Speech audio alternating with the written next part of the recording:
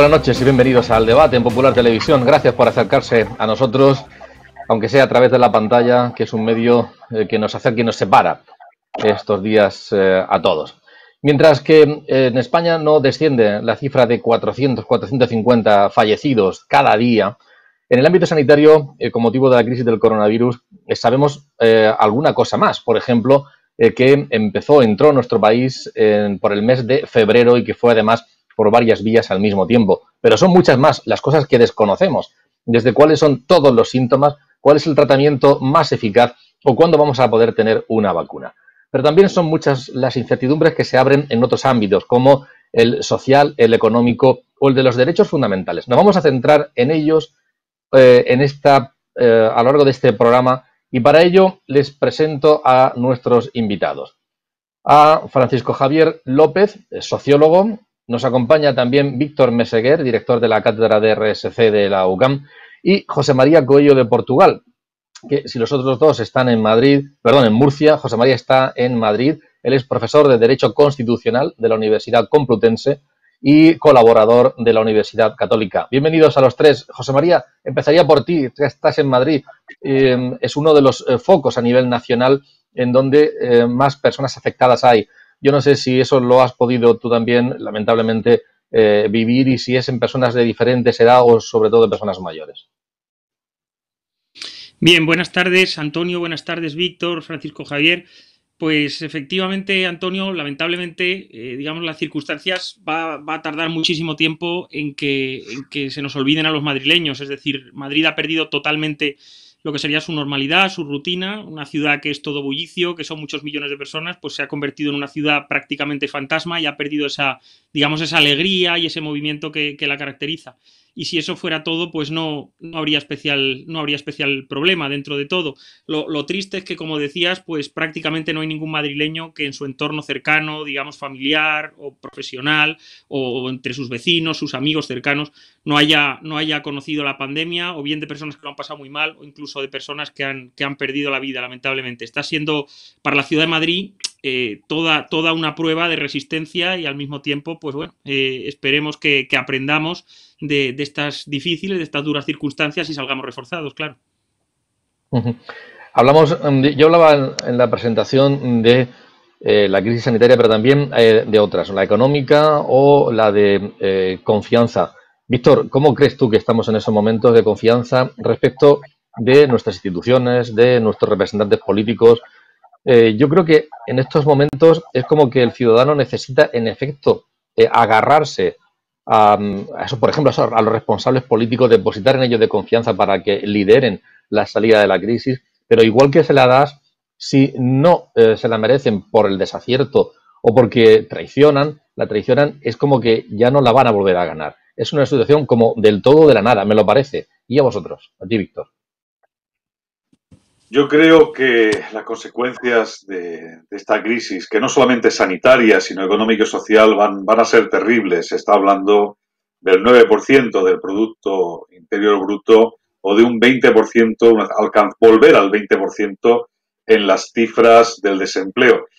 Y honestamente creo que las instituciones no están a la altura, que el Estado no ha estado a la altura. Yo creo que al gobierno, a los dos líderes de los dos partidos de coalición que conforman el gobierno, le ha faltado empatía, le ha faltado ponerse en los pies de ciudadanos que, como decía el profesor Coelho, han perdido a familiares, no han podido hacer el luto para despedirse de su padre, de un amigo, de un ser querido cercano. Yo creo que tampoco la oposición lo está haciendo especialmente bien. Yo creo que estamos viviendo momentos de mucha brutalidad cuando lo que realmente necesitamos es sentirnos acompañados. Y por eso muchas veces, por ejemplo, la intervención ayer de la ministra de Defensa nos sorprende tanto, porque nos sorprende que haya representantes políticos que sean capaces de ponerse en los pies de tantos ciudadanos que están viviendo un drama. Y sobre todo me niego a una cosa, Antonio. Me niego a esa película que nos están vendiendo de héroes y villanos. No, en esta historia no hay héroes. Hay gente que está cumpliendo las normas porque se impone la fuerza de la coerción de las leyes y del Estado. Héroe es el que elige su destino sabiendo que puede perecer en el intento. Nosotros no somos héroes, sino más bien espectadores de una tragedia que se representa ante nuestros ojos y no nos podemos escapar de este triste teatro. Yo a las personas que nos están viendo en este programa les recomendaría que volvieran a ver la película El ángel exterminador de Buñuel. Da muchas pistas sobre la imposibilidad de ser héroe cuando no tienes posibilidad de elegir tu papel. Francisco Javier, ¿cómo lo ves tú? A ver, coincido plenamente con Víctor en que se ve que todos los actores políticos, por la parte politológica y sociológica, que puede ser la que a mí más me toque, no han sabido hasta el momento estar a la altura, empezando obviamente por la Administración General del Estado, por el Gobierno de la Nación, que hablábamos, decías tú en tu alocución inicial, de esa pérdida de confianza. Es que ya veníamos de una desafección política o con una desafección política marcada o muy marcada en los últimos años, y esto no va a hacer más que generar mayor desconfianza hacia las instituciones, porque la gestión de la crisis está claro y estamos atendiendo todos los días a auténticos bandazos, a dimes y diretes dentro del Consejo de Ministros, a improvisación a la hora de la toma de decisiones, a falta de previsión y a escudarse, que es lo peor que puede hacer un político, que cuando no tiene una salida, cuando no tiene claro cuál es la solución, se parapeta detrás de técnicos y estamos viendo cómo se está poniendo a los técnicos a los pies de los caballos.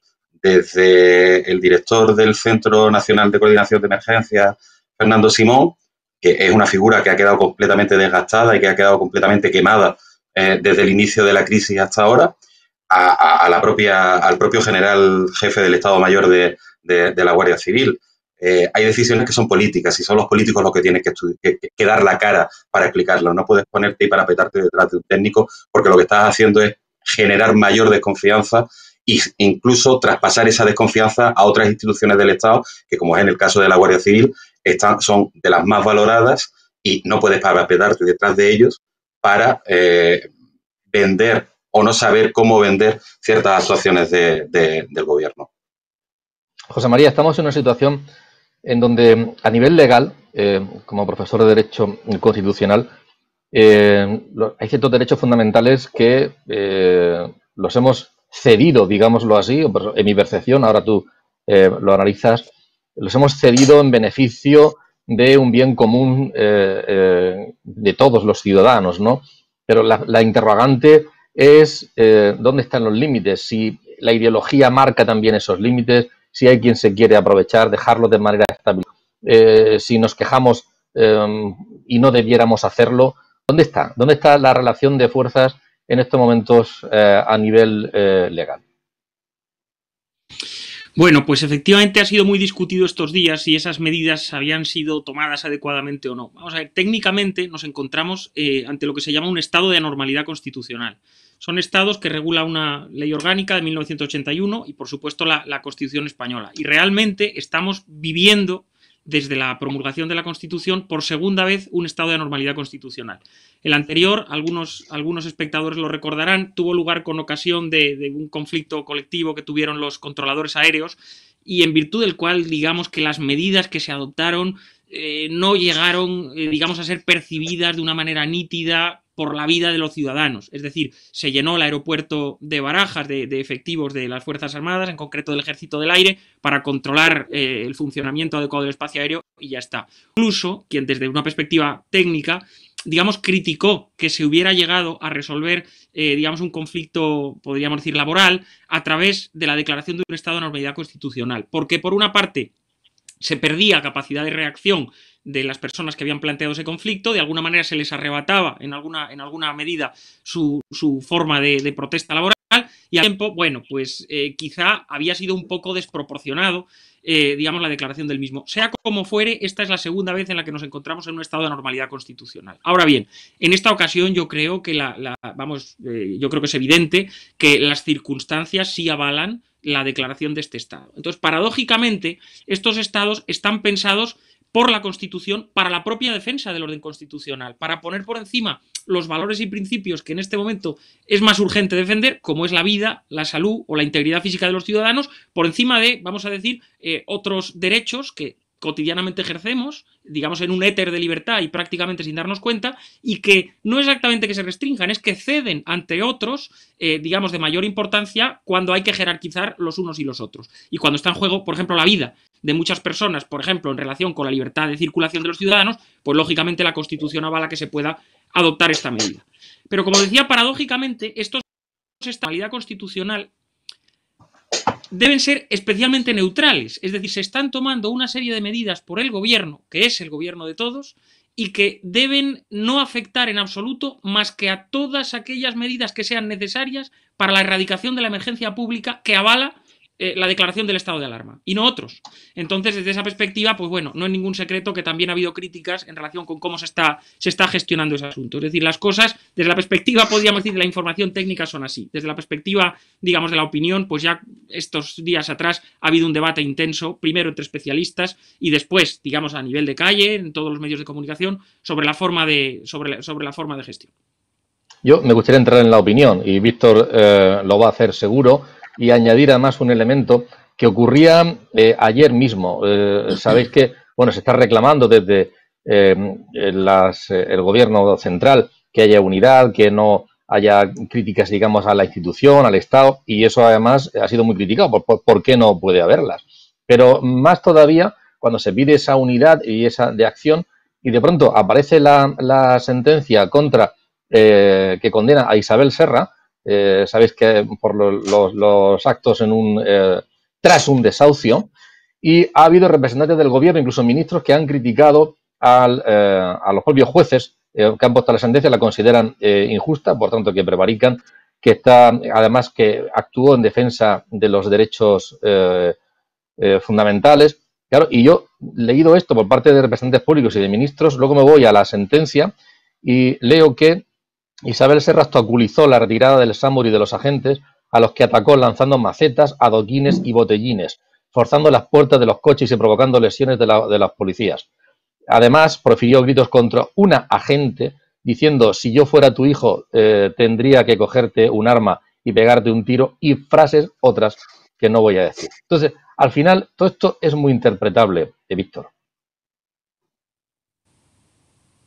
Me gustaría, si me permites, sí, decía que me gustaría, si me permites, ahondar en la pregunta que le hacías al profesor Coelho y que creo que ha contestado, como siempre, de una forma magnífica desde el punto de vista jurídico. No obstante, a mi juicio, yo creo que se están tomando decisiones que ceden, decisiones sobre restricción de derechos que exceden al estado de alarma y que igual deberían considerarse en el estado de excepción. Hay cosas que me causan cierta perplejidad.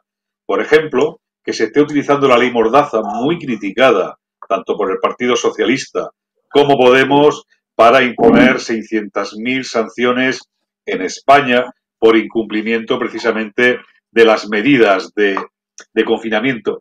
Me causa perplejidad también que el Tribunal Constitucional esté abjurando de su deber básico de resolución, cancelando sus reuniones y no dando lugar a la posibilidad de reuniones telemáticas. Y sobre todo, mirad, lo que me preocupa es que yo creo que el gobierno ha anulado de facto la ley de transparencia. Es decir, no podemos enterarnos qué empresas, qué intermediadores son los que están trayendo material sanitario defectuoso que está provocando contagios en muchos profesionales sanitarios, un lujo que no nos podemos permitir. Y ese deber de transparencia que además se debe exigir a cualquier institución pública. Como docente de una universidad privada, me causa cierta perplejidad también leer en las redes sociales denuncias, por ejemplo, de los alumnos de Derecho de la Universidad de Murcia, donde se quejan que hay profesores que ni siquiera han aparecido en el aula virtual y otros que entienden que esto de las clases online es subir apuntes a Internet. Bueno, pues seamos transparentes, sobre todo seamos transparentes desde el ámbito, de lo público. Y en lo que me decías de la reciente sentencia de esta señora de Podemos a mí me parece un tema muy farragoso y que esta señora se podría haber evitado. Evidentemente, la condena no tiene nada que ver ni con la defensa de unos ciudadanos a los que se le iba a aplicar un desahucio, ni con su militancia ideológica. Tiene que ver con una actitud ignominiosa por parte de esta señora ante la fuerza y cuerpo de seguridad del Estado. Es como si este señor, que era alcalde de Badalona, que creo que la pasada noche o hace 2 noches se le pilló ebrio y le dijo a los mozos de escuadra: ustedes no saben quién soy yo, sé también de persecución política en el actual momento del Estado. Sinceramente, creo que se podrían ahorrar este espectáculo y lo que deben hacer estos ciudadanos, que no dejan de ser ciudadanos, es o conjugar el verbo dimitir o cerrar la boca. Francisco Javier. Sí, para los que no lo saben, tú sabes que mi ámbito profesional es el tema del gobierno abierto, la implementación de políticas de transparencia, participación y demás en administraciones. Entonces, respecto a lo que decía Víctor del tema del cierre de la transparencia, no ha habido como tal un cierre del portal como algún medio tituló a grandes rasgos, pero sí ha habido, digamos, un silenciamiento, puesto que el derecho de acceso a la información pública, que si bien no es un derecho fundamental, que debería serlo, pero eso ya sería otro debate para tener con el profesor Coello en otro momento, pero es el derecho que nos permite a los ciudadanos solicitar una información a las administraciones. Y eso, con la declaración del estado de alarma, quedó paralizado, puesto que es un procedimiento administrativo. Parece que no ha sido la mejor opción. ¿Por qué? Porque sí es verdad que dentro de la excepcionalidad y dentro de la precariedad con la que se ha demostrado que la administración electrónica está implementada en los distintos niveles de la administración del Estado, desde lo que es el Estado a las comunidades autónomas y a los municipios, estamos viendo cómo incluso hay funcionarios que, pese a que están en teletrabajo, no están pudiendo hacer o ejercer todas sus funciones. Pero eso no es óbice para que cualquier ciudadano, cualquier periodista, por ejemplo, pudiese solicitar una información, que en este caso además debería ser por algún tipo de procedimiento acelerado o de urgencia, y un periodista pudiese solicitar una información respecto al tema de las mascarillas, respecto al tema de los test, etcétera, y no ocultarla. Entonces, parece que ahí se ha querido sí poner cierta mordaza, y después, una vez que sobre todo a finales de la semana pasada hubo cierto revuelo con el tema, de buenas a primeras el martes aparecen los contratos publicados. Los contratos, la plataforma de contratos del Estado, donde van tanto de los del Estado como los de comunidades, diputaciones, entidades locales, es casi automática. Los únicos que van aparte son los de los servicios sanitarios de las distintas comunidades y, por lo que se ve, también los del Ministerio de Sanidad. Pero que no había razón alguna para que fueran ocultos y para que se tardase absolutamente tanto tiempo y tanta lucha contra el bulo, tanta lucha contra la desinformación, en la que día tras día vemos que hacen incidencia tanto el ministro como los distintos responsables técnicos que aparecen a diario dando las ruedas de prensa, podían haber evitado la mitad de esos bulos dándoles esa información a diario. Igual que se están dando las cifras de aquella manera, pero se están dando sobre el número de contagiados, sobre el número de fallecidos, etcétera, los contratos se podían haber conocido en tiempo real prácticamente y hubieran evitado muchísimas especulaciones y muchísimos bulos. ¿Qué opinas sobre estos ámbitos? Pues mira, Antonio, efectivamente es un gusto escuchar a Víctor y a Francisco Javier que dominan, digamos, sociológicamente, desde la perspectiva, bueno, pues de la experiencia en la gestión, bueno, pues todos estos ámbitos. Yo creo que el gobierno, que en el siglo XXI y particularmente en las circunstancias en las que estamos viviendo, cualquier gobierno que se niegue a ser transparente y que no afronte los problemas que están planteando Víctor y Francisco Javier, sencillamente se equivoca. Es decir, estamos en una fase, podríamos decir, primera, en la que prioritariamente estamos atendiendo a las personas que han desgraciadamente sufrido la pandemia en primera persona. En segundo lugar, a sus familias y a su entorno cercano. Mencionabas, por ejemplo, el dramático caso, ¿verdad? Personas que no han podido despedirse de sus seres queridos, de sus familiares más allegados en unas circunstancias muy difíciles. En un tercer círculo, podemos decir, de alguna manera, en un tercer ámbito, digamos, el resto de los ciudadanos. Existen en este momento familias enteras, existen, bueno, pues familias con hijos, con personas mayores, que verdaderamente tiene un gran mérito la forma en la que están afrontando y encarando estas circunstancias en mitad de la pandemia. Eso, desde luego, y por descontado. Pero todo esto que ahora mismo nos concentra, digamos, ha supuesto un antes y un después, no voy a decir en la legislatura, sino a lo mejor en la forma de hacer política en España. Entonces, de aquí a muy poquito tiempo va a haber que afrontar todos estos problemas y los ciudadanos van a poner en primer lugar de la agenda, estoy convencido, todas estas medidas de transparencia y van a evaluar, digamos, con total exhaustividad la conducta de cada quien, de cada uno de los gobiernos. Y como muy bien decía el profesor Meseguer, de alguna manera están generándose cuestiones muy diversas, en el sentido de que esto está siendo una prueba de resistencia no tan ideológica, sino más bien en un sentido ciudadano. Voy a poner un ejemplo. Para los madrileños, esta prueba de resistencia que en primer lugar está siendo para el propio pueblo de Madrid y que es admirable ver la gente en términos como se está, podríamos decir, portando.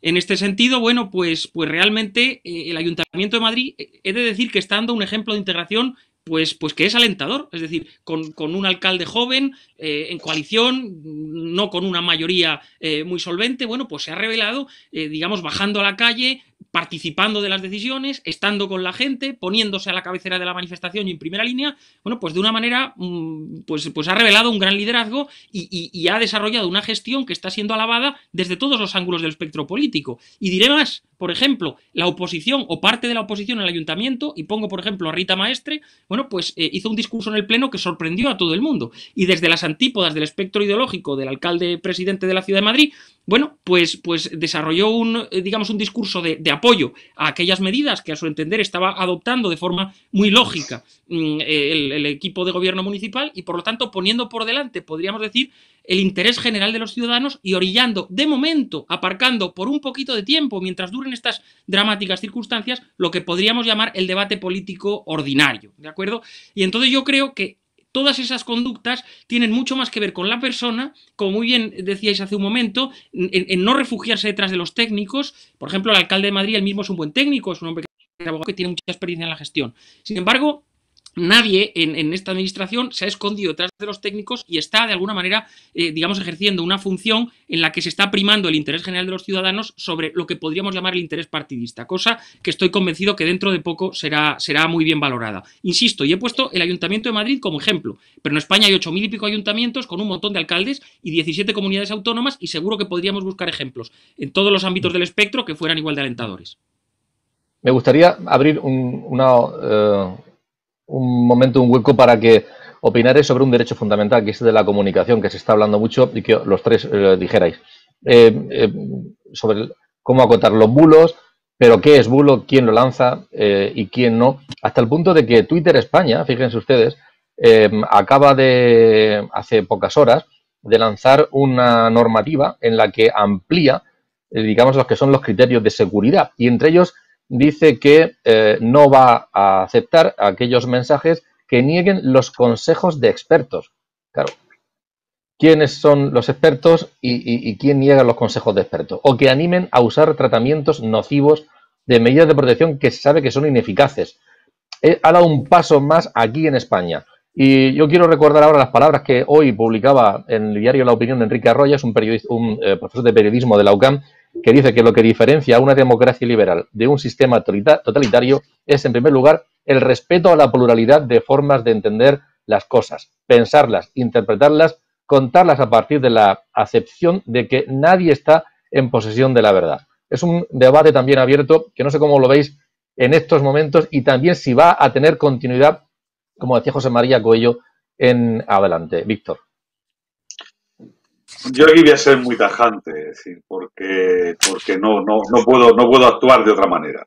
Vamos a ver, yo puedo aceptar, como decía el profesor Coello, que por defender un derecho fundamental superior a mi libertad de movimiento, como es la salud, la vida de muchos ciudadanos, yo tenga que estar confinado. Pondero esos dos derechos y entiendo que el derecho fundamental sea el derecho a la vida y a la salud de los conciudadanos, sobre todo aquellos que viven una situación más delicada por razones de edad.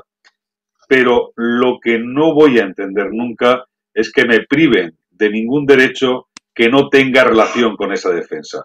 Lo que nunca podré admitir es que me priven del derecho a la libertad de prensa, a la libertad de información y, por favor, yo aquí solamente entiendo un marco regulador, que es la ley, y solamente entiendo un experto, que son los jueces.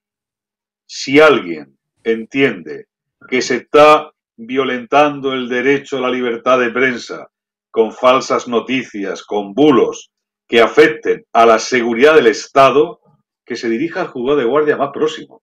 Lo tiene fácil y con la carga de prueba que demuestre lo que está ocurriendo. Mire, el otro día en la afirmación del general de la Guardia Civil, que tanta repercusión tuvo, si el general, en vez de la palabra gobierno, hubiera usado la palabra Estado, Estado somos todos. Estado es el gobierno, el poder legislativo, el judicial, las comunidades autónomas, los ayuntamientos, yo lo habría visto correcto. Pero oiga, eso no es función del Ministerio de Interior. Insisto, en esta materia lo que rige es la ley, es la legislación, es la norma y el único intérprete que a mi juicio tiene derecho a poner encima de la mesa una violación son el Poder Judicial, los jueces. Javier, ¿cómo lo ves? Sí, yo estoy completamente de acuerdo con Víctor. La libertad de expresión creo que no tiene absolutamente nada que ver con este estado de alarma. Estamos intentando preservar la salud por encima de todo. Para eso hemos hecho el sacrificio como sociedad y creo que lo estamos haciendo de una forma modélica casi toda la ciudadanía, más allá de casos esporádicos de algún chalao que necesite salir a correr porque de su casa se ve que el pasillo se le quede corto, pero la mayoría de la gente lo estamos cumpliendo a rajatabla y sobre todo los niños, que decíamos que no había héroes antes, Víctor, pero a los niños hay que levantarles un monumento después de 40 días encerrados. Yo que tengo una de 7 y otra de 10, te digo que se merecen un monumento porque están llevándolo verdaderamente bien. Pero a lo que vamos, el tema de los derechos, la libertad de expresión no se puede ver coartada y mucho menos no se puede ver coartada la crítica. Yo puedo estar en completo desacuerdo con la gestión del gobierno y no es ni estoy lanzando un bulo ni estoy lanzando absolutamente ningún tipo de acusación. Puedo estar en desacuerdo con cómo se están llevando las cosas.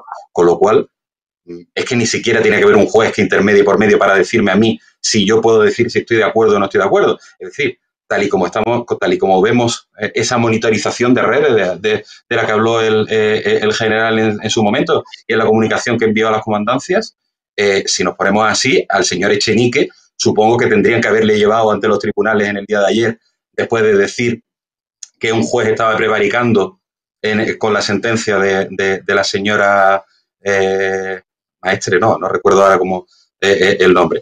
Es decir, no podemos ampararnos en el estado de alarma para coartar otra serie de derechos fundamentales cuando no tiene razón de ser. Y mucho menos utilizando esos términos que parecen ya tan rancios como desafección al gobierno. Es que, además, los términos que son especialmente duros y totalitarios. Señora Serra. José María, ¿cuál es tu opinión sobre correcto. ese conflicto de interés en estos momentos? Que hay que calibrarlo. Pues mira, Antonio, mi opinión coincide absolutamente con lo que ha dicho el profesor Meseguer y ha ratificado el profesor López Carvajal después. Es decir, no puede ser de otra manera. Decían los padres del constitucionalismo que preferían un país con periódicos y sin gobierno a un país con gobierno sin periódicos. Es decir, es que no cabe entender ni la democracia, ni el ejercicio prácticamente de ningún derecho sin libertad de expresión, sin libertad de información, sin libertad de prensa, es decir, de una manera clarísima. Es decir, ese es uno de los pilares de la democracia y en alguna ocasión he oído decir, no, hombre, es que esto nos puede debilitar. No, es que la libertad de expresión, la libertad de información, el que exista un sano debate, un contrasto de pareceres, incluso una crítica al gobierno, y cuando digo al gobierno hablo en abstracto, es decir, hablo como jurista a cualquier gobierno, eso no solamente no debilita, sino que mientras la crítica sea ponderada, sea razonable, los ciudadanos van a saber discernir perfectamente. Y esa crítica también como sociedad nos hace más fuerte, insisto. Es decir, es algo básico y elemental que casi no habría que mencionar en democracia. Pero es más, en nuestro modelo de estados de anormalidad constitucional, básicamente, como probablemente prácticamente todo el mundo sabe, digamos, hay tres estados distintos. El estado de alarma, el estado de excepción y el estado de sitio.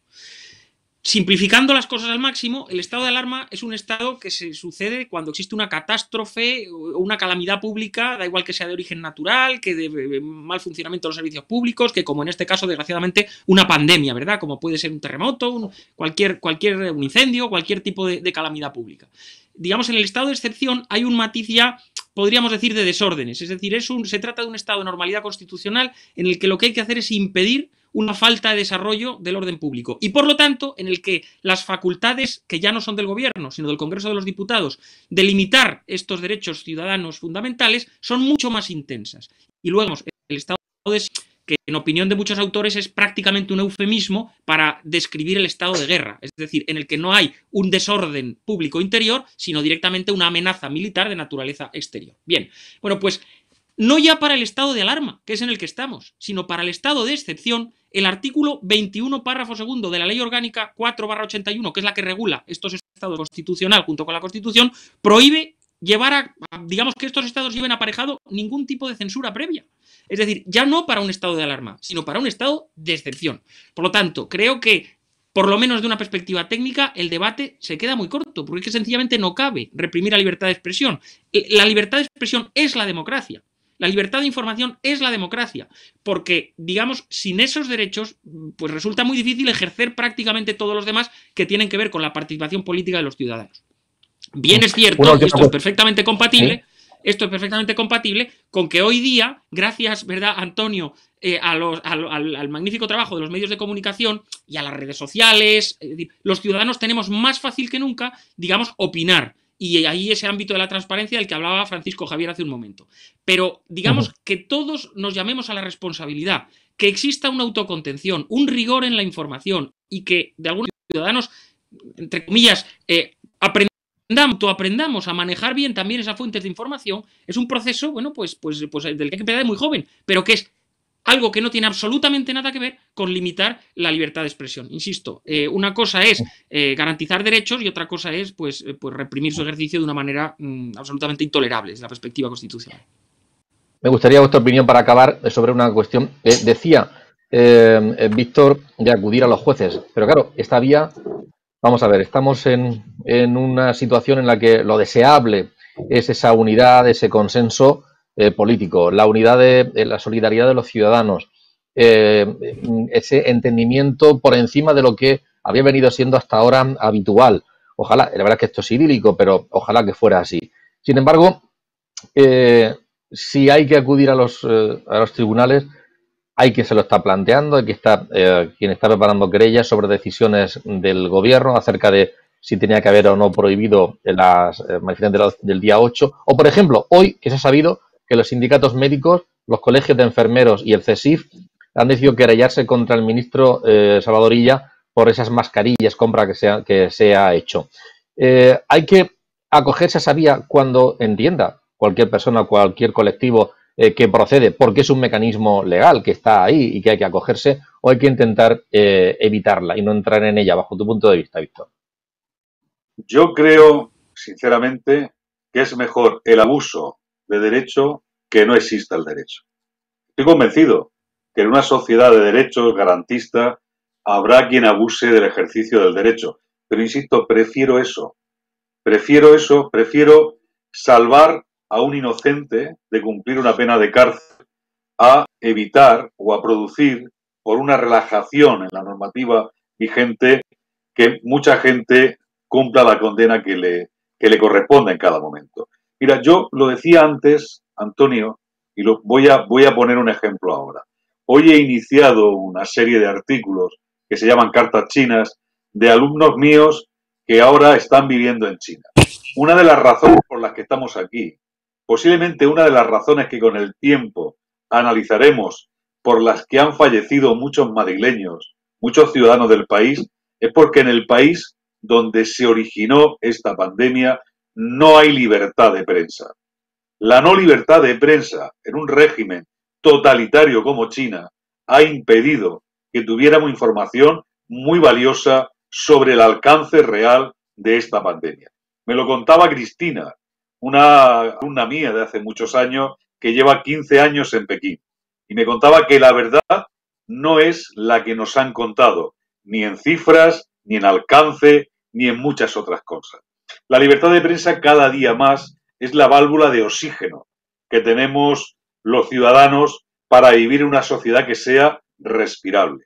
Y yo creo que el gobierno debe dejarse de ciertas tentaciones que para nada son honestas, ni para nada son honradas en estos momentos.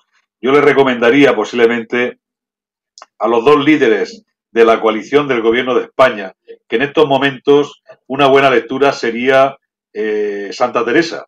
La madre de la Iglesia decía que en tiempos de tribulación no hacer mudanza. Por favor, en tiempo de pandemia, defendamos el Estado democrático, social y de derecho.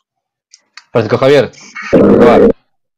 Sí, para acabar, yo creo que toda esta situación, ahora que parece que empezamos a ver la luz o el final del confinamiento más o menos cercano, probablemente para dentro de un mes aproximadamente, esto nos tiene que hacer recapitular como sociedad, tanto a nivel social como a nivel político, porque a nivel económico yo creo que vamos a necesitar un sobreesfuerzo para reponer lo que ha supuesto todo esto, pero tanto a nivel político como social tenemos que recalibrar bastante todos nuestros principios, o al menos no los principios como tal, sino el orden en el que lo tenemos, aprender a valorar más estos derechos de los que hemos estado hablando, como la libertad de información, la libertad de expresión, y después tenemos que ser muy críticos los ciudadanos con la gestión de los gobiernos, y para eso tenemos que exigir realmente que no las futuras generaciones, sino nosotros mismos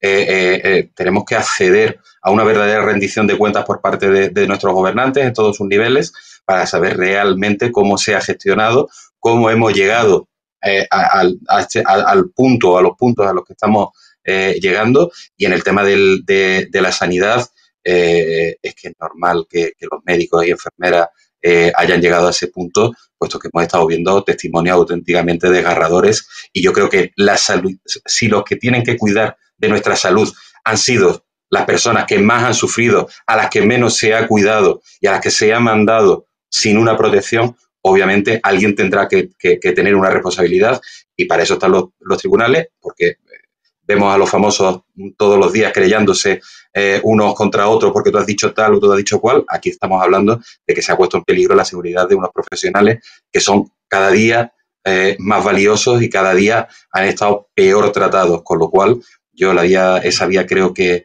es totalmente lícita y realmente han hecho bien por usarla. José María, para acabar, confianza en la justicia en estos momentos, aunque pleitos tengas, ¿eh? Sí, la verdad que esto, como decíamos, está siendo una prueba de resistencia. En primer lugar, para los ciudadanos, en segundo lugar, para muchas instituciones que se están viendo, digamos, sometidas al estrés propio de esta situación. Y cuando digo instituciones, digo todas. Hemos mencionado antes los ayuntamientos, Víctor ha mencionado, por ejemplo, las universidades, es decir, la situación, bueno, pues absolutamente novedad en la que las instituciones educativas se han encontrado, digamos, de golpe y porrazo en toda España, la resistencia de las familias, etcétera, etcétera. Bueno, el Poder Judicial indudablemente tiene un reto ante sí tremendo. En primer lugar, con la inmensa cantidad de causas que tiene en marcha. En segundo lugar, con su propia organización y modernización, digamos, porque no es quizá de los poderes del Estado que mejor está aguantando la prueba de resistencia en este momento. Y ya se está viendo a ver cómo paliar los efectos, no voy a decir catastróficos, pero sí verdaderamente perturbadores y desestabilizadores que está generando el COVID-19 en el funcionamiento ordinario del Poder Judicial. Y luego, efectivamente, pues claro, que va a haber responsabilidades, yo creo que es una cosa clara. Desde la perspectiva, podríamos decir, política, yo creo que es evidente que las prioridades de la agenda nacional, las cosas de las que hablábamos hace 2 meses, no más, y de las que hablamos ahora y hablaremos mucho tiempo, no tienen nada que ver. Es decir, ha habido un punto de inflexión clarísimo. Y desde esa perspectiva, pues hombre, las responsabilidades judiciales, que está bien, como decía Víctor, es propio de todo Estado de Derecho que se puedan pedir. Habrá que ver qué colectivos las piden, respecto de quiénes las piden y por qué causas las piden. No creo que vayan a tener un alcance excesivamente exitoso en términos generales. Responsabilidades administrativas probablemente sí habrá bastantes, incluso patrimoniales, en las que han podido incurrir muchas administraciones públicas cuando la causa, por ejemplo, digamos, de la pérdida de la salud o hasta de la vida de algunos ciudadanos, especialmente si su, vamos a decir, compromiso profesional con los demás ciudadanos es, por ejemplo, la atención del sistema sanitario, pues verdaderamente creo que a estas personas ni ahora ni luego se las puedo dejar solas, ni a ellas ni a sus familias. Y ha habido muchos héroes cotidianos que, como decía aquel, no se han revelado ahora como héroes, es que ya lo eran.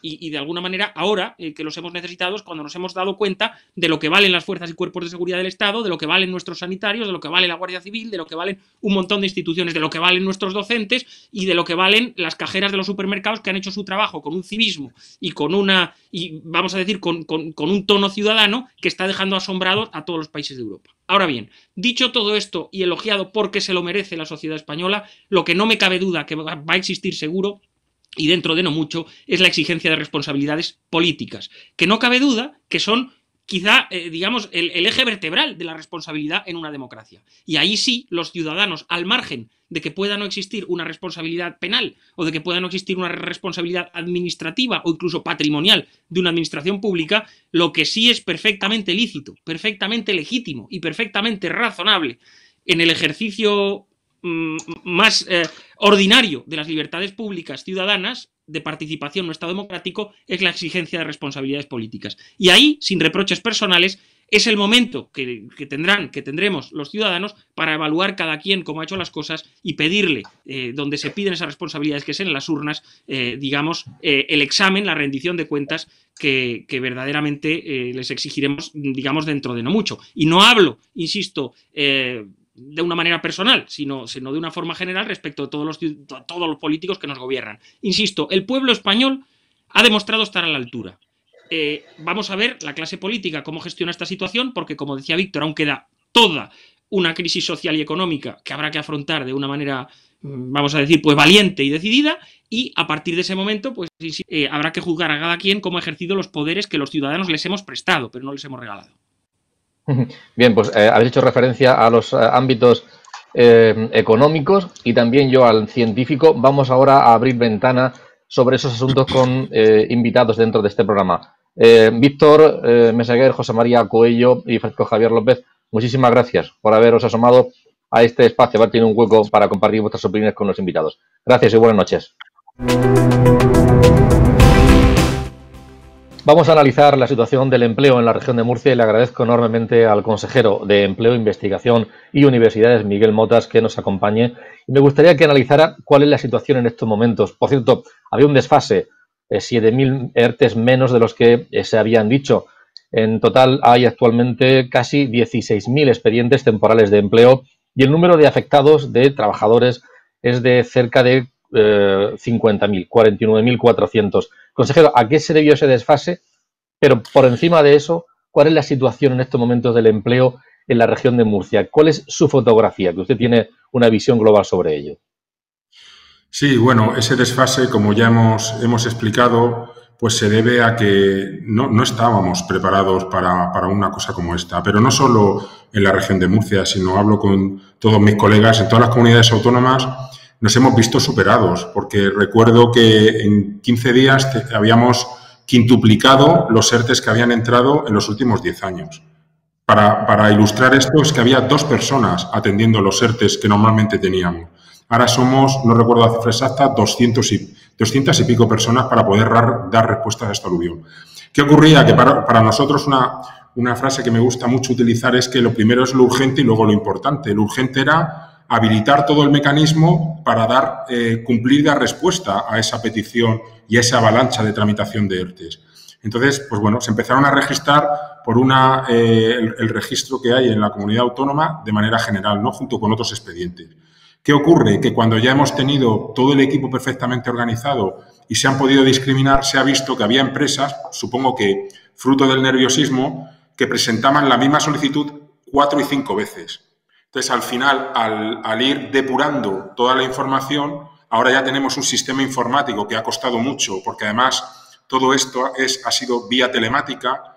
Hemos tenido voluntarios de otras consejerías que había que formarlos, porque no conocían el procedimiento, había que formarlos telemáticamente, con todo el soporte informático sobrepasado por esa avalancha de aplicaciones telemáticas. Entonces, al tener ya todo el sistema perfectamente integrado, hemos podido depurar y hemos visto, pues eso, peticiones 4 o 5 veces. Entonces, al depurar, pues lo que hemos hecho es un ejercicio de transparencia y decir, bueno, realmente lo que tenemos es esto. Yo, primero, la transparencia y segundo, dentro de la rectificación, creo que es una buena noticia. Hay bastantes menos ERTE de lo que pensábamos y están afectadas menos personas. Creo que eso es bueno para la región. A partir de ahora, con este sistema, ya estamos en disposición de dar toda la información, digamos, mucho más precisa y, desde luego, la velocidad de resolución de ERTE que tenemos es 10 veces superior. O sea, las últimas cifras, pues tenemos en torno al 35% de todos los ERTE ya resueltos. Es decir, que como ya vaticiné, en cuanto se ha conseguido preparar todo el sistema, coordinar a todo el mundo y que todo el mundo esté formado, pues estamos a una velocidad muy razonable. Pero ya digo que es una situación que estamos, todas las comunidades autónomas, incluso el SEPE a nivel estatal, está desbordado. Y bueno, de ahí el problema que han tenido los trabajadores de cobrar esto, porque el SEPE se ha visto exactamente igual que nosotros. Y entonces, desde aquí, mi apoyo al SEPE, como siempre ha podido ser, una lealtad institucional total entre Administración regional y central, para entre todos poder sacar esto adelante y ayudar al ciudadano. Respecto al empleo que me comentabas, hombre, las cifras no son buenas. Evidentemente, todas las previsiones son bastante pesimistas. A mí, el saber este desfase, por ejemplo, el número de ERTEs, me ha dado una luz de esperanza, ¿no? de que la situación no era tan dramática como en un principio preveíamos. También el otro día el ministro de Seguridad Social, de Inclusión y Seguridad Social, adelantó que éramos una de las regiones que estaba aumentando la afiliación de la Seguridad Social a partir de que se volvió al trabajo, ¿no?, de determinadas actividades como la construcción. Eso me hace pensar que se habían rescindido contratos y que se han vuelto a contratar a la gente para empezar con esas actividades. De manera optimista, a lo mejor significa que se tocó ya suelo ahí y que vuelve la contratación muy poco a poco. O sea, como que no va a bajar más. Quiero pensarlo así, pero son todo elucubraciones, es un entorno totalmente cambiante y estamos expectantes, puesto que, bueno, en la historia moderna nunca nos hemos visto enfrentados a una situación como esta. La preocupación, digamos que es en general por toda la economía, por todos los sectores o por alguno específicamente. Somos una comunidad muy de servicios, al margen de la agricultura que está resistiendo y bueno, la verdad es que hay que ponerlo muy en valor, pero el turismo ha sido fatal estas fechas especialmente y algunos otros sectores. ¿Cuál es su valoración de el arranque, lo que es la vuelta, lo que debería ser la vuelta? ¿Hay algún sector o alguna circunstancia que puede hacer que sea especialmente crítica? Sí, como muy bien dices, nos preocupa mucho el sector servicios, el turismo. Es cierto que, bueno, somos una región pues característica, ¿no?, por nuestras condiciones. El agroalimentario, hortofrutícola, pues está comportándose bien. Se nos pidió ayuda a la hora de que iban a necesitar gente para las nuevas campañas. Eso creo que lo hemos solventado de manera rápida. Pero claro, el problema lo tenemos más enfocado a todo este sector servicio, donde estamos pidiendo al Gobierno central, pues bueno, que de alguna manera el periodo de ERTE se amplíe. Estamos viendo todo tipo en contacto directo con ellos para ver todas las iniciativas que podemos emprender, pero es una situación que nos preocupa muchísimo porque, claro, hablábamos de Semana Santa, pero es que ya estamos pensando en el verano. Y el problema es que otra de las carteras que tengo la suerte de dirigir, ¿no?, el papel importante de la investigación en todo esto. Necesitamos, o sea, al no tener esa certidumbre, ¿no?, al no tener una fecha o una estimación de hay vacuna, no hay vacuna, cómo funciona esta inmunidad, puede venir otra en otoño, cómo nos comportaríamos, todo eso son muchísimas variables para una ecuación.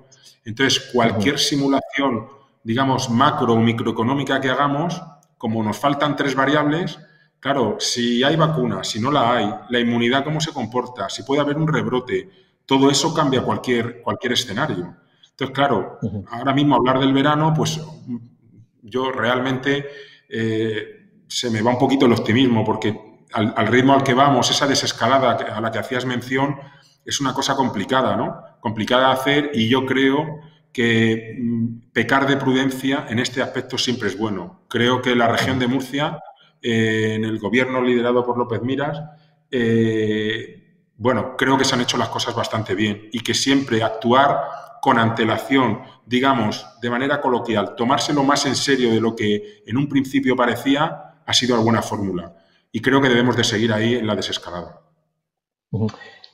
Hablando con algunos analistas, con algunos economistas, con el propio decano del colegio, con Ramón Madrid y algunos más, decían que por la percepción que tenían con los empresarios y con los autónomos, que ven que las medidas que se han adoptado, ya no hablo de a nivel regional, sino incluso a nivel nacional, son acertadas, son buenas, pero que son insuficientes, que se quedan cortas.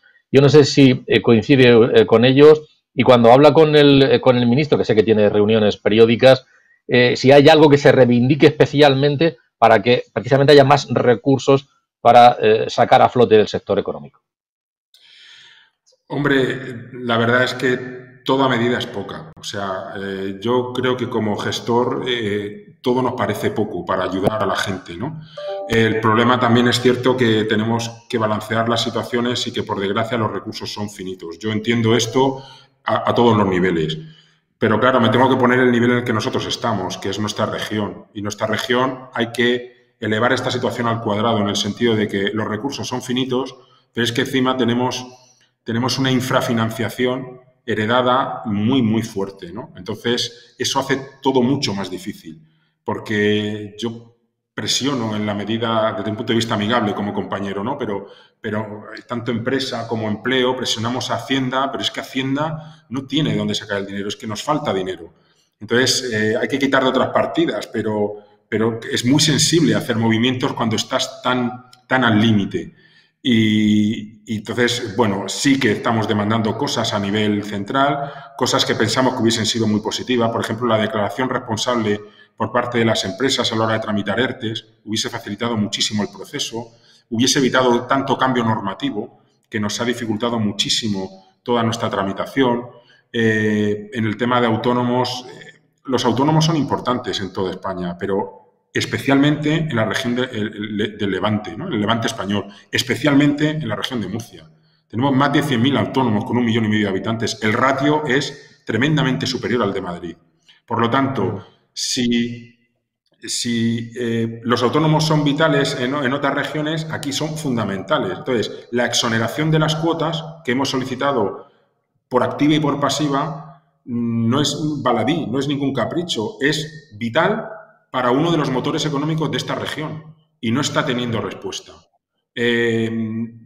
Estamos haciendo ingeniería de gestión para ver de alguna manera cómo podemos atender a esas necesidades. Es decir, cubren los que tienen pérdidas del 75% o más, pero es que esa gente ya prácticamente es que está pasando ya iba a decir a la indigencia, es que no tiene otra salida.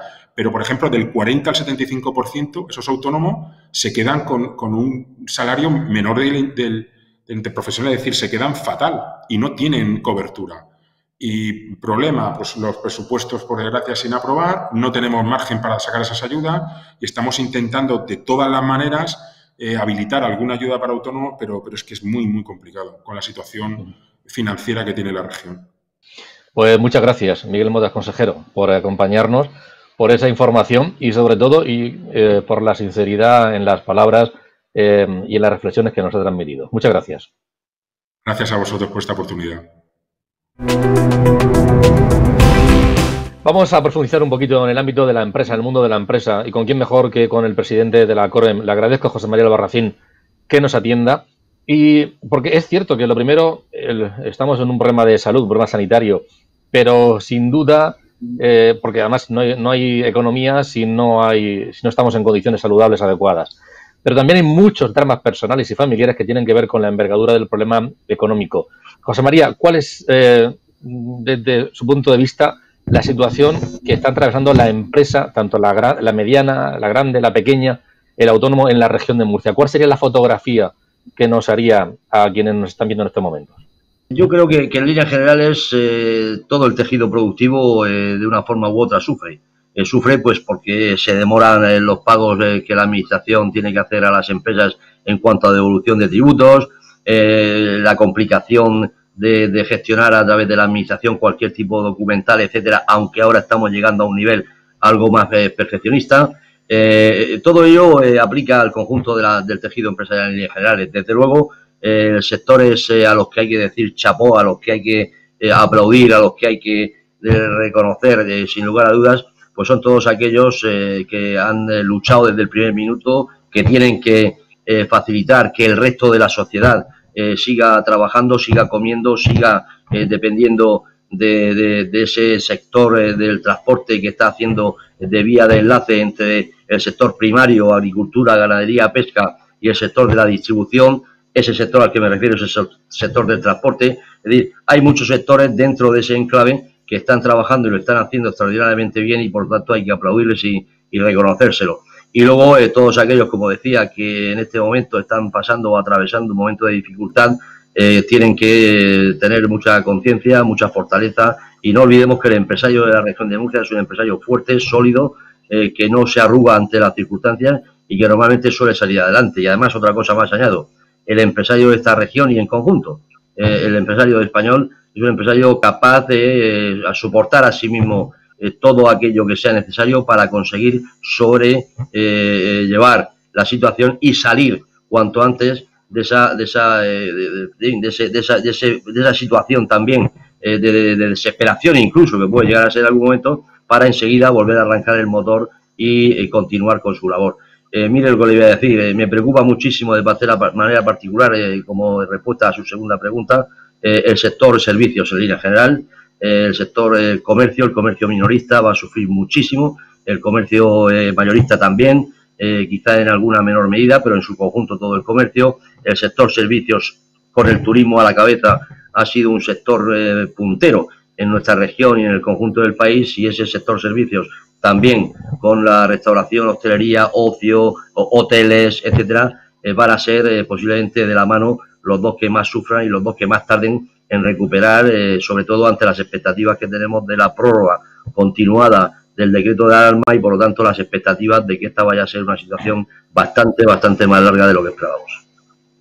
José María, desde la CROEN se han lanzado dos mensajes estos últimos días. Por una parte, la necesidad de más medidas, las que hay, ¿vale? Pero más medidas que ayuden de manera concreta y específica a determinados sectores, determinadas cuestiones.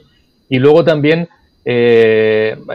usted se ha quejado de que la clase política que en la región de Murcia, digo, medidas económicas a nivel general, nacional, independientemente de la administración.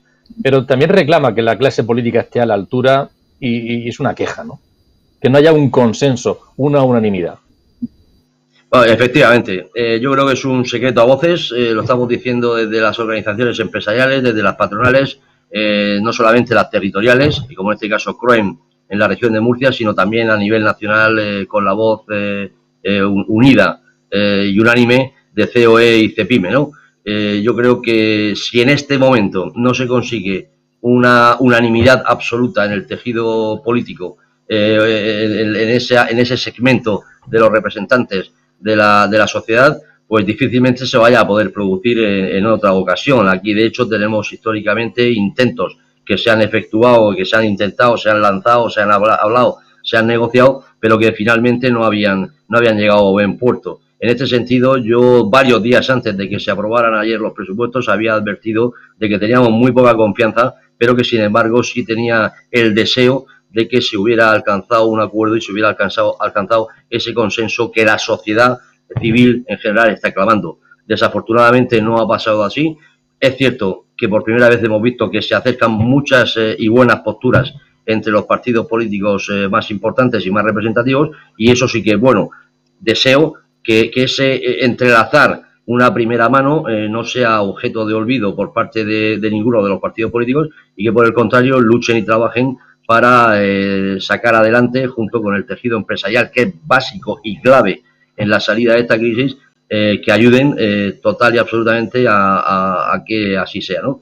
Y finalmente yo apostaría una cosa más, y es que necesitamos que sea así, es fundamental que sea así. Aquí no hay colores, aquí no hay partidos políticos, aquí no hay que mirar de uno a otro de forma distinta, sino lo que hay que hacer es sumar, y nosotros lo que queremos es sumar para que implantando las medidas extraordinarias que se tienen que implantar en un momento extraordinario como es el que estamos viviendo, esta región y este país, esta nación que es España, pueda salir lo antes posible de esta situación crítica que nos va a costar mucho, pero que le garantizo que desde el sector empresarial vamos a luchar con todas nuestras fuerzas para que así sea. José María, si hubiera que poner alguna medida concreta, si tuviera que reivindicar alguna concreta, ¿cuál sería? He oído hablar de medidas muy específicas sobre autónomos y pymes, la agilización de los pagos a proveedores, la ampliación de periodos de ERTE. ¿Qué sería ahora mismo lo imprescindible? Mire, si tuviera que destacar alguna, sería siempre la parcela puramente de liquidez. Es decir, ahora mismo la inyección de liquidez es absolutamente fundamental, pero por un motivo, y tienen que entenderlo todos. Es decir, si nosotros conseguimos, si se consigue inyectar liquidez a todas aquellas empresas, sobre todo pymes, micropymes y autónomos, que están en una situación bien de ERTE o bien de pre-ERTE, que están aguantando para ver si pueden llegar a final de mes, si pueden salvaguardar los puestos de trabajo y no entrar en esos expedientes de regulación, pues es a través de la liquidez. Hemos tenido la suerte en esta región de que hace ya un mes justo, es decir, prácticamente cuando se comenzaba con el estado de alarma, CROEN, junto con Avalam, nuestra Sociedad de Garantía Recíproca, el Instituto de Fomento de la mano de la Consejería de Empresa e Industria y, por supuesto, con el apoyo de las entidades financieras que se identificaban plenamente con ese proyecto, se firmó un gran acuerdo por el cual se dotaría de hasta 250 millones de euros a todas aquellas pymes, micropymes y autónomos que necesitaran esa condición durante el periodo que durase el estado de alarma. Va muy bien, hay más de 750, prácticamente rozamos ya las 800, estoy convencido de que vamos a resaltar las 1000 peticiones de un momento a otro y sobre todo, ¿por qué? Porque estamos inyectando dinero, liquidez directa y además a un costo cero. ¿Por qué a costo cero? Porque el tipo diferencial de interés y el costo del aval lo está asumiendo la administración, que es lo que tiene que hacer. Y esta es la vía directa para que ese dinero, esa inyección económica, llegue realmente a la pequeña y mediana empresa. Yo lo destaco por encima de todo. Luego podemos hablar de muchísimas medidas más, pero la primera, la que es infalible auténticamente, es liquidez. Y liquidez significa lo que acabo de explicar y, por supuesto, que las administraciones, tanto nacional como la regional, como las municipales, paguen el 100% de manera íntegra a sus proveedores, que son, en definitivamente, empresas y microempresas fundamentalmente y autónomos, y que eso les haga tener una espalda un poquitín más cubierta para aguantar este chorreo impresionante que se ha producido como consecuencia del COVID-19. José María, para acabar, estamos hablando del periodo actual, que Dios quiera que dure poco, pero también hay que pensar en la salida. Yo no sé si le preocupa si hay algunas opciones de adoptar medidas que ayuden al relanzamiento posterior, que habrá que adaptarse. En muchos casos habrá que adaptarse, y si teme que haya empresas que no puedan subir la persiana con el drama que ello supondría. Pues sí, sí las hay. Nosotros estamos trabajando en un relanzamiento del diálogo social que es fundamental en este momento, conjuntamente con el gobierno de la región. También se está haciendo así a nivel nacional, aunque ahí, como todos sabemos, hemos sido borrados durante algún periodo de tiempo de manera injusta y total y absolutamente innecesaria, pero aquí lo vamos a reforzar, vamos a salir yo creo que mucho más fuertes y tenemos que trabajar conjuntamente y este es un ejemplo de ello, es decir, los empresarios vamos a trabajar juntos con los sindicatos que representan a los trabajadores, porque si la empresa funciona, si la empresa se salva, si la empresa continúa, en definitiva se está asegurando el empleo y por lo tanto se está defendiendo de manera directa a los trabajadores. Todas las medidas económicas que se tomen, que hemos puesto sobre la mesa, y digo esto porque hay que escuchar al sector empresarial, hay que dejarse de pantomimas, hay que ser claro y directo. El sector empresarial es el responsable máximo de implementar todas aquellas acciones que lleven al mantenimiento de la empresa, pero de la misma forma necesita de todas aquellas ayudas puntuales y durante el periodo que dure esta situación de estado de alarma y quizá algo más, para que la empresa pueda subsistir y que no estemos entrando en cifras de paro que podrían ser auténticamente asustadizas. Yo apelo a esa responsabilidad una vez más de toda la clase política nacional, de toda la clase política regional, para que aúnen fuerzas en torno al tejido productivo, al tejido empresarial, que es en definitiva el que crea empleo. Nadie más que los empresarios son los que crean empleo y por lo tanto apelo a esa responsabilidad con el máximo de mis fuerzas.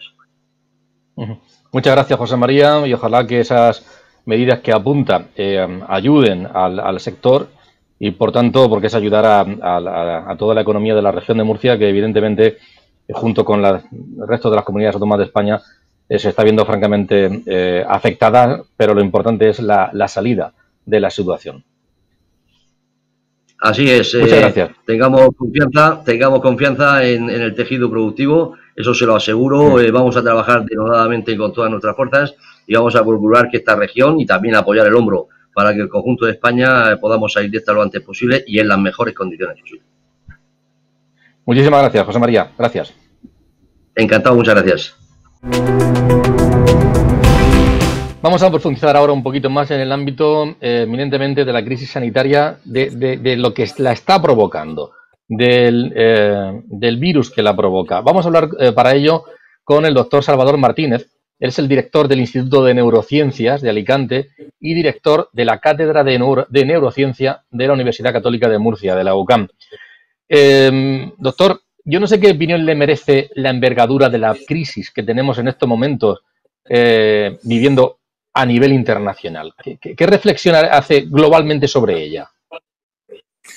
Pues que no estábamos preparados. Éramos una sociedad que creíamos que teníamos controlado todo y que lo que nos podía pasar era a nivel más o menos sutil, que nos iba a tocar la piel y que nos iba a mover los pelos, el vello, y decíamos, bueno, pues podremos soportarlo. Esta crisis nos demuestra que somos muy débiles, que la sociedad no está preparada para afrontar algo tan simple como es una contaminación de un virus que no es muy agresivo, pero que puede truncar un porcentaje de personas que se mueren y nos duele. O sea, nos está haciendo sentir lo que quiere decir sociedad. Somos una sociedad débil. Y eso es algo que creo que al final nos va a enseñar algo bueno, y es que somos débiles, no somos totipotentes, no tenemos los hilos de todo nuestro destino controlados. Hay muchos hilos de nuestro destino como sociedad y nuestro destino como especie que están fuera de control. Y quizá eso es bueno, ¿no? Tener esta reflexión como conclusión. No es bueno la pandemia, estaríamos mejor sin ella. Pero tenemos que hacer esa reflexión. No somos intocables, somos muy débiles. ¿Por qué cree usted que el virus tiene tan alta capacidad de contagio? Se hablaba inicialmente, recuerdo, de un 3, un 4%, pero luego ha sido mucho más. ¿A qué cree usted que se debe?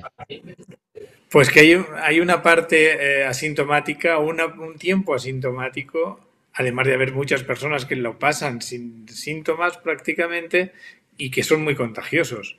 Este virus, o muy parecido a este virus, hizo las epidemias del SARS y MERS, y lo que pasa es que cuando el virus entraba dentro del organismo ya daba una sintomatología, de tal forma enseguida la persona se encontraba mal, no tenía capacidad de infectar a otras personas de su entorno y iba al hospital y ya se controlaba.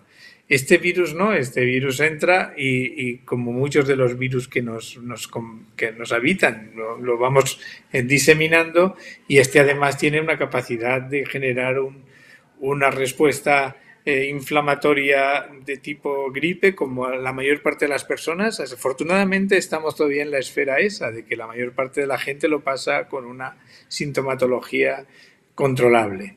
Pero en una serie de individuos que tienen unas características especiales, genera una respuesta al virus que en definitiva cada vez nos estamos dando cuenta que es una enfermedad nueva, que no conocíamos, que tiene los síntomas nuevos y que estamos utilizando todo nuestro arsenal y todo nuestro imaginario científico luchando contra lo que suponemos que está ocurriendo, y está ocurriendo otra cosa, y es una enfermedad a la que no nos habíamos enfrentado antes. Eso es lo que explica la mortalidad y su periodo previo infectivo antes de causar síntomas es lo que explica su difusión rápida. Tú estás bien y tú no tienes ningún problema, tú no estás infectado.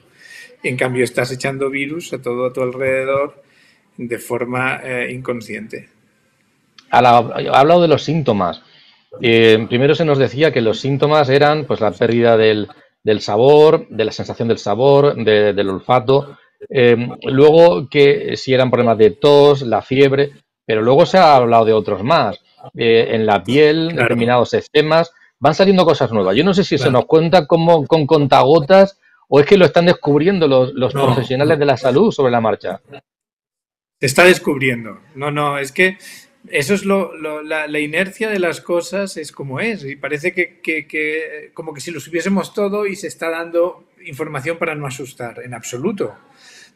O sea, los chinos aprendieron unas cosas, en China se manifestó de una manera, en Italia se trató de otra manera mucho más agresiva porque había una serie de elementos más puesta a punto, más a la mano y tuvieron unos síntomas y fueron públicos.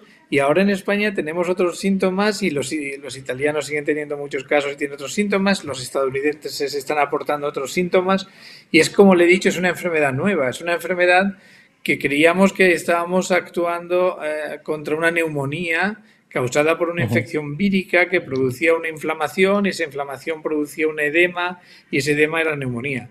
Ahora sabemos que no, que lo que hay detrás de esto es una microvasculitis trombotizante que es algo distinto, o sea, ya no es que es un problema del alveolo, no es un problema de que el virus ha infectado el pulmón, sino que está dañando el endotelio vascular de los vasos pequeños que están en el pulmón, pero también sabemos, ahora que los italianos están reportando sus autopsias, que también daña el cerebro en algunos pacientes que estaban obnubilados y que piensas, bueno, pues claro, si está en la UCI con respiración asistida, con cierto grado de presión farmacológica para que tolere la respiración, es decir, de sedación, pues es normal que esté nubilado. Pues no, ahora hay autopsias en Italia que han demostrado que hay una microvasculitis en la corteza parietal y occipital del cerebro, lo de la pérdida del olfato, lo de la parada respiratoria en algunos casos. Estamos ante una enfermedad nueva. Y eso es pero eso es de último mes, o sea, hace 3 días se ha publicado los 2 o 3 papers en Lancet que ya hablan de una vasculitis, o sea, que estamos aprendiendo el día a día, claro. Ha hecho referencia a las autopsias. ¿Cree que se hacen las suficientes aquí en España? ¿Y qué puede aportar una autopsia, bajo su punto de vista? Bueno, creo que no se hace ninguna en España y eso está muy mal. O sea, en España es un país que en ese sentido no está aportando muchas cosas. Italia ha hecho muchas autopsias, China hizo menos, pero Italia está haciendo las suficientes. Creo que hay muy poco interés y muy poca curiosidad. Yo en los 2 ensayos clínicos, sobre todo en el ensayo clínico que se ha en marcha, creo que no aprendemos nada. No aprendemos nada si una persona que está sometida a una investigación, que le estamos dando un tratamiento y que desgraciadamente ha ido mal, si todo lo que está ocurriendo y todo lo que ha ocurrido está presente en su cuerpo. Entonces es como se ha aprendido. La medicina aprende de sus errores también. Aprende de sus éxitos, por supuesto. Y eso es lo que queremos todos. Si hemos puesto un fármaco, que todos se salven y sigan vivos. Fantástico. Pero si alguno muere, tenemos la respuesta de lo que le ha ocurrido dentro de su organismo. Y tenemos medios súper fantásticos para descubrirlo. Pero claro, si la primera barrera, que es la más simple, que es que al enfermo que se ha muerto después de ese tratamiento experimental no le hacemos una biopsia de sus pulmones, una biopsia de su cerebro y los analizamos, no podemos aportar respuestas. Y yo creo que deberíamos de concienciarnos más y los servicios de anatomía patológica deberían de activarse más y a nivel central decir, no, se tienen que hacer autopsias, porque estamos, como le digo, ante una enfermedad nueva, no está en los libros. O sea, yo no puedo ir a ningún libro y decir qué está pasando con el COVID-19 en los pulmones. No está, ni siquiera existe el capítulo. Entonces, la única forma que un médico práctico con curiosidad y puede aportar es decir, pues voy a ver lo que pasa en los enfermos, como siempre ha avanzado la medicina de forma científica. Hay una expectación enorme porque se consiga una vacuna. ¿Por qué los investigadores, los científicos, por qué ustedes tardan tanto en encontrarla? Permítamelo. Bueno, no es en encontrarla. Hay ahora muchos intentos y tienen identificados. Primero lo que hay que conseguir es buscar cuál es el antígeno ideal dentro de las proteínas del virus, que son las que sirvan como antígeno para generar anticuerpos, cuál es el más idóneo para que nos lo puedan inyectar sin infectarnos, sin generar ningún efecto colateral. Generamos anticuerpos para que cuando venga el virus de verdad, pues lo matemos. Esas son las vacunas que usamos contra los virus. Hay muchas proteínas víricas identificadas y hay muchos intentos de vacunas contra esas proteínas víricas. Entonces, ¿qué es lo que ocurre? Bueno, ya tengo identificada la proteína, tengo que convertirla en un antígeno, inyectarla en voluntarios humanos, ver en un determinado periodo de tiempo que no les produce nada, que no se ponen malos, que no tienen fiebre, que no les produce la enfermedad. Normalmente son virus atenuados. O sea que al final la vacuna es una parte del virus o el virus entero atenuado. Demostrar que eso necesita un tiempo. Eso es la fase 1. La fase 2 es que, bueno, he elegido jóvenes, voluntarios, sanos. Ahora voy a coger distintas edades y voy a hacer lo mismo para demostrar que en voluntarios mayores de cualquier edad, pues no les produce ningún daño. Y en tercero es coger un grupo de enfermos y hacer un caso control. Es decir, a unos les pongo la vacuna y a otros les pongo un placebo. Y a los que les pongo la vacuna, demostrar que ya se han hecho inmunes contra la infección del virus. Eso, por mucho que se corra, necesita pues 3 meses cada una de esas fases. En 9 meses. Por eso, antes de un año, no puedes decir que una vacuna, aunque sea eficiente, eficaz y buena, pues no la vas a poder poner en el mercado. Tiene que pasar por cada uno de esos periodos. Seguramente no sobre este tema, pero sobre otros, ojalá que esos retos y que sirva para realizar avances en ese laboratorio que va a dirigir usted en la UCAM, que se está montando y que ojalá que se ponga en marcha dentro de poquito, ¿verdad?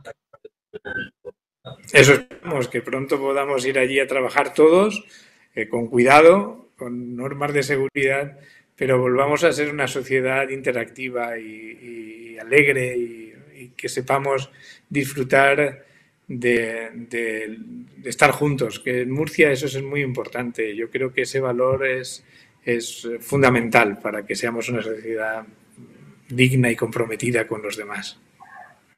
Bien, pues Salvador Martínez, director del Instituto de Neurociencias de Alicante y director de la Cátedra de Neurociencia de la UCAM, muchas gracias por echarnos una mano a aclarar y a ver mejor, a conocer mejor algunas cuestiones sobre ese agente que está provocando la crisis en la que nos hemos instalado estas fechas. Muchas gracias. Muchísimas gracias a vosotros y a vernos bien cuanto antes mejor. Muchas gracias y suerte. Cuanto antes. Muchas gracias. Muchas gracias, Salvador Martínez, director del Instituto de Neurociencias de Alicante y director de la Cátedra de Neurociencia de la Universidad Católica San Antonio de Murcia, puesta en marcha como ese laboratorio a instancias e iniciativa de su presidente de la UCAM, José Luis Mendoza. Y a todos ustedes terminamos ya. Les damos las gracias por seguirnos, por acercarse a Popular Televisión para informarse de la actualidad más cercana y a este programa que no falta su cita, el debate, para conocer el análisis de sus invitados, de sus tertulianos. Volveremos bien mediante el próximo jueves. Gracias, buenas noches y cuídense.